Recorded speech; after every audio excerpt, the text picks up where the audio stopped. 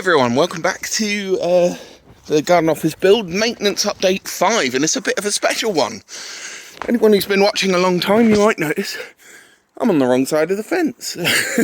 So yeah, recently met the owner of the Airbnb next door to my house.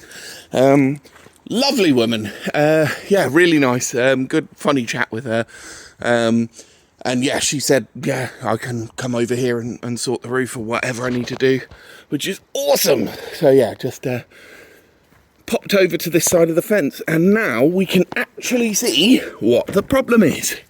So, there's the lad. And see where the expanding foam has come through? That tiny little bit is the reason for all of the leaks. And you can see where the foam, the sealant squeezed out everywhere else, but just that tiny little bit left an area that could capillary action, and it could just flow uphill back up there. Whole thing, it's just bloody ugly when you see it from this side.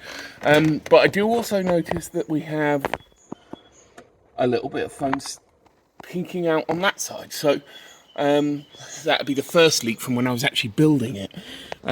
So yeah, I'm gonna put some sealant on these, and I think then the next time you'll see me is when I fix the interior and get the scotia all fixed up and stuff. But yeah, nice unique view here. You can see how close we managed to get it to the fence in the end. Yeah, so thanks for watching.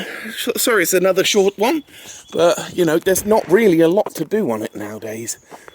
She's pretty sorted.